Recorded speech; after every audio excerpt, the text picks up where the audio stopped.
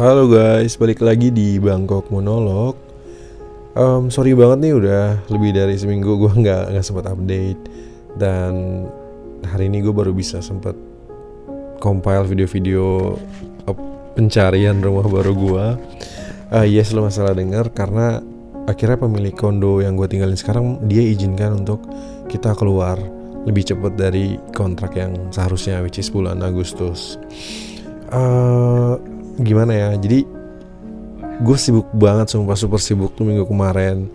Sibuk sama kerjaan, sibuk sama nyari-nyari rumah gitu ya. Dari internet gue tanya-tanya orang, tanya-tanya temen Thai, tanya-tanya temen yang baru pindah juga gitu. Karena gue tuh udah hampir 3 tahun men gak pindah rumah. Gue udah lupa caranya nyari rumah tuh dulu gimana. Dan sejujurnya gue baru di Bangkok ini gue pindah baru 1 kali ya. Karena yang pertama gue tinggal kurang lebih 2 tahun, lalu gue langsung pindah ke kondo ini yang letaknya di dekat kantor gue gitu. Dan meskipun di kondo ini kita pindah unit, tapi kan itu sama yang agentnya sama, jadi gampang banget gitu sebelumnya. So gue udah lupa gitu gimana cara nyari rumah di Bangkok, dan gue lupa ribetnya tuh kayak apa, susahnya tuh kayak apa gitu. Jadi gue ngerasa oh my god gitu ya, gue tuh sampai nggak tidur sampai pagi-pagi karena gue nyariin kondo di website gitu, beberapa website.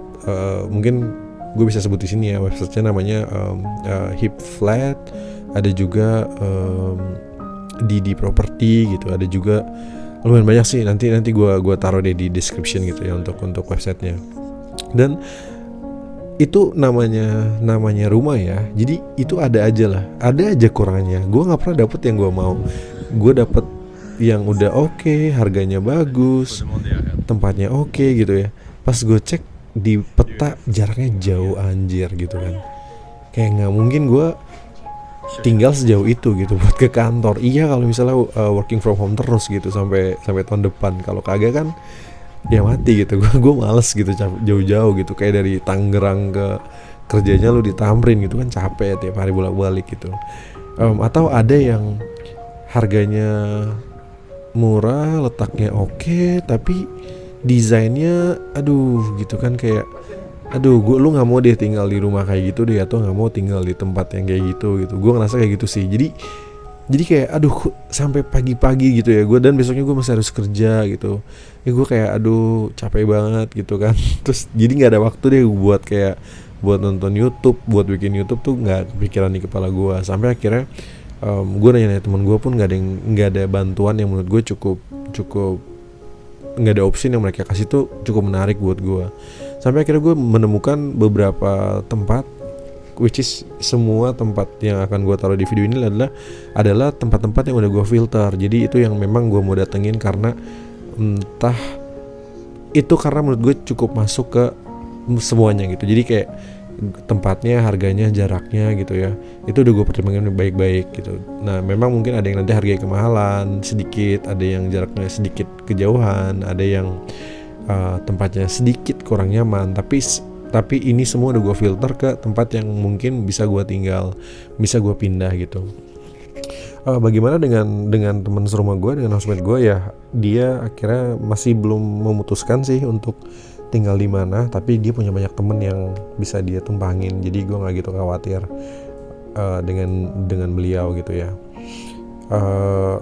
Oh ya, anyway, gue juga memutuskan untuk kali ini gue mau tinggal sendiri guys, mau tinggal sendiri lagi karena 2 tahun pertama gue di Bangkok gue tinggal sendirian. Itu memang jujur gue ngerasa agak sepi ya, agak lonely gitu. Lalu gue memutuskan untuk tinggal sama dia gitu kan, itu 2 tahun setengah sekarang gitu. Jadi gue ngerasa kayak ada positif dan negatif, dan gue ngerasa sekarang to the point dimana gue mau tinggal sendiri lagi kalau bisa gitu. Jadi gue mau mengambil waktu ini buat memulai sesuatu dengan baru, dan gue ngerasa ini memang saatnya buat kita memulai hidup baru gitu ya. Jadi entah lu dipecat, entah lu stay di kantor, entah lu mulai bisnis lu bangkrut, entah lu mulai bisnis baru, gue merasa corona ini membuat kita punya kesempatan buat memulai sesuatu dari awal lagi, dari nol lagi gitu. Dan tinggal sendirian menurut gue adalah awal yang baik untuk memulai kehidupan yang baru itu, dan pindah rumah gitu. Jadi gue ngerasa ini my chance untuk wake up, mungkin untuk untuk just be better version of me gitu aja sih. um, Gimana ya, jadi gue agak bingung juga sih ngomongnya, tapi bukannya gue nggak suka tinggal sama orang lain lagi, tapi cuma itu aja, gue cuma mau lebih banyak meditate on myself, gue cuma mau lebih banyak invest di diri gue gitu. Meskipun kalau lo lihat ya, di beberapa rumah yang gue datengin ini memang itu ada shared apartemen, which is itu tinggal, jadi satu apartemen dia ada 3 kamar, dan juga ada shared house. Nah, shared house itu yang menurut gue yang cukup oke sih, karena akses masuk ke kamar guanya terpisah dengan akses yang punya rumah gitu. Jadi tapi memang dapurnya bareng-bareng gitu, kamar mandi di dalam, itu cukup oke. Cuma balik lagi sih, kalau bisa gue dapet yang pas gue tinggal sendiri, kali ini gue mau tinggal sendiri. Gue mau disclaimer juga, di video ini gue menyertakan harga dan harganya gitu per bulan. Itu sekali lagi guys, bukan buat menyombong atau bukan buat apa ya, tapi buat informasi. Jadi biar lu tahu kalau di Bangkok tuh, kalau lu dapet tawaran kerja di Bangkok, berapa yang kalau lu dikasih lah saya gajinya berapa, lu jadi tahu di rumah di Bangkok tuh nggak ada ya kos-kosan kayak di Jakarta yang harganya 2 juta. Itu nggak ada men, nggak ada sama sekali. Jadi kalau lu ditawarin kerja, please lu harus mikir, oke, tempat tinggal itu at least lu harus siapin minimum 4 juta. Lu harus cek dari situ gaji lu menutup atau enggak dengan lu tinggal di tempat yang sederhana ya. 4 juta itu kayak kos-kosan di Jakarta lah, studio, kayak kos-kosan studio, kamar mandi dalam, nggak ada dapur gitu, bahkan itu bisa 4 juta, 3-4 jutaan. So lu harus negosiasi gaji lu gitu untuk tahu tinggal di Bangkok harga rumah segini, bayar transportnya berapa gitu, dan biaya makan berapa. Dan mungkin kalau lu jalan-jalan lu ngerasa di sini makan murah, it's not. It's not.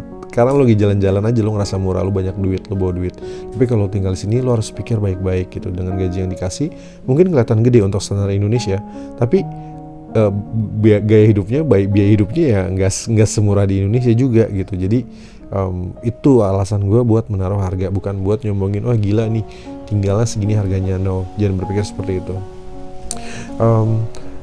Yang tadi juga pertimbangannya yang mengenai harganya di situ, kenapa gue taruh, karena gini guys, kantor lu di mana dan rumah lu di mana itu berpengaruh banget dalam hal waktu gitu ya. Pertama, kalau rumah lu jauh banget, yang jauh di ujung Skytrain atau di ujung metro gitu, lu harus pertimbangin di Bangkok ini biaya metronya memang kadang ada line-line di mana yang satu line itu lu nggak perlu nambah, tapi ada line yang kalau misalnya udah melewati stasiun tertentu itu harus nambah berapa baht lagi gitu, dan lu kalikan biaya itu dengan 22 hari kerja lu gitu, atau 30 hari kalau misalnya memang mau keluar, mau ke mall kemana. Jadi jarak juga menjadi pertimbangan penting banget gitu, karena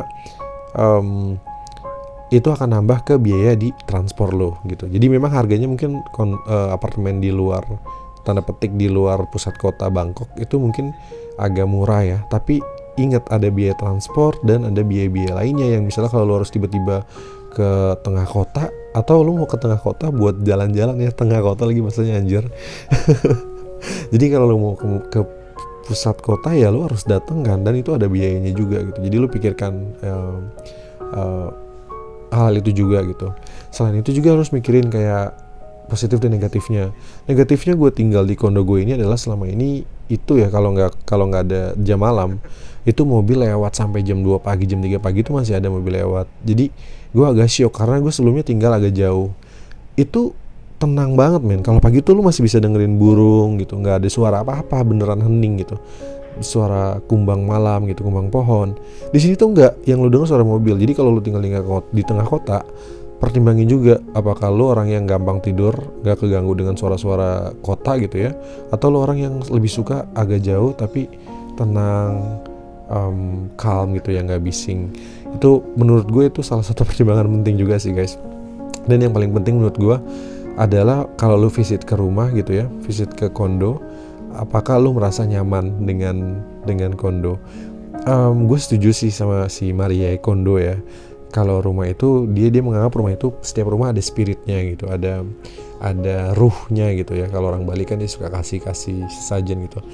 Gue setuju karena even waktu gue datengin rumah ini satu-satu, itu ada yang gue merasa gue di welcome gitu di rumah itu ya.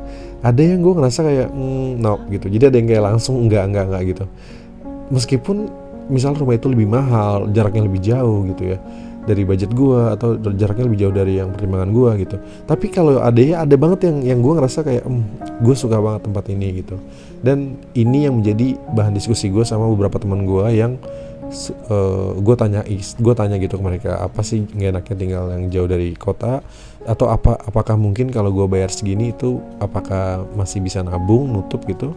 Dan kebanyakan jawaban dari mereka sih positif, dan mereka cuma bilang ikutin aja kata hati lo, karena kalau lo merasa nyaman, otomatis itu akan mempengaruhi state of mind lo yang akan, ya itu nyambung banget sama gimana produktivitas lo di kantor, atau gimana experience lo tinggal di Bangkok gitu. Sampai saat ini gue masih belum mutusin gue mau ngambil yang mana guys, tapi dan beberapa gue masih negosiasi dengan agentsnya. Tapi kalau gue udah pindah, gue akan update ke kalian lagi. Gue akan bikin videonya. Nanti ada ada open house partinya. Sampai sini dulu videonya guys. Thank you sudah ngedengerin sampai sejauh ini.